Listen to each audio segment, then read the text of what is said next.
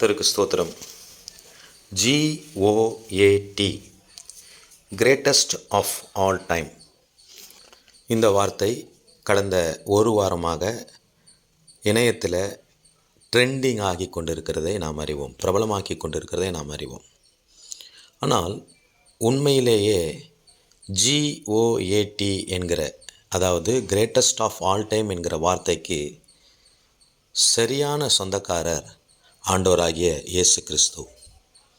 மனிதன் ஒருவேளை நேற்று கிரேட்டஸ்ட் ஆஃப் ஆல் டைமாக இருந்திருக்கலாம். ஒரு சில மனிதர்கள் இன்றைக்கு கிரேட்டஸ்ட் ஆஃப் ஆல் டைமாக இருந்திருக்கலாம். ஒரு சில மனிதர்கள் நாளை கிரேட்டஸ்ட் ஆஃப் ஆல் டைமாய் மாறலாம்.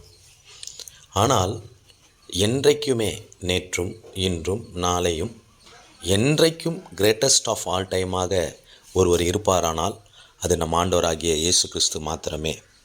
இதையே எபிரேயர் புத்தகம் 13:8 சொல்லுகிறது, இயேசு கிறிஸ்து நேற்றும் இன்றும் என்றும் மாறாதவராய் இருக்கிறார். இயேசு கிறிஸ்து நேற்றும் இன்றும் என்றும் மாறாதவராய் இருக்கிறார். அது மட்டும் இல்லை, கிரேட்டஸ்ட் ஆஃப் ஆல் டைம் என்கிற வார்த்தையினுடைய சுருக்கம் கோட் என்று சொல்லுகிறோம். கோட் என்று சொன்னால் ஆடு.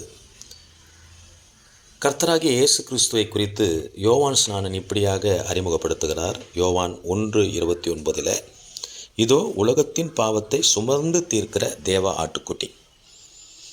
எந்த மனுஷனும் இன்னொரு மனுஷனுடைய பாவத்தை சுமக்க முடியாது. நம் ஆண்டவராகிய இயேசு கிறிஸ்து மாத்திரமே மனிதனுடைய பாவங்களை சுமந்து தீர்க்கிற தேவ ஆட்டுக்குட்டியாக இருக்கிறார். அதனாலே அவர் கிரேட்டஸ்ட் ஆஃப் ஆல் டைம். அவர் நேற்றும் கிரேட்டஸ்ட் ஆஃப் ஆல் டைம், அவர் இன்றும் கிரேட்டஸ்ட் ஆஃப் ஆல் டைம், அவர் நாளையும் கிரேட்டஸ்ட் ஆஃப் ஆல் டைம், அவர் என்றும் கிரேட்டஸ்ட் ஆஃப் ஆல் டைம்.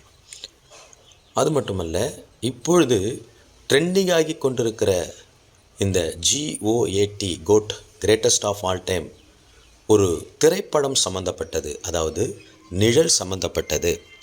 ஆனால் நான் சொல்லுகிற கிரேட்டஸ்ட் ஆஃப் ஆல் டைம்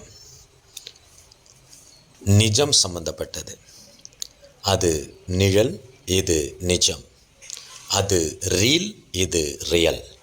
எனவே நிஜமாக இருக்கிற, ரியலாக இருக்கிற, கிரேட்டஸ்ட் ஆஃப் ஆல் டைமாக இருக்கிற இயேசு கிறிஸ்துவை நாம் நம்புவோம்.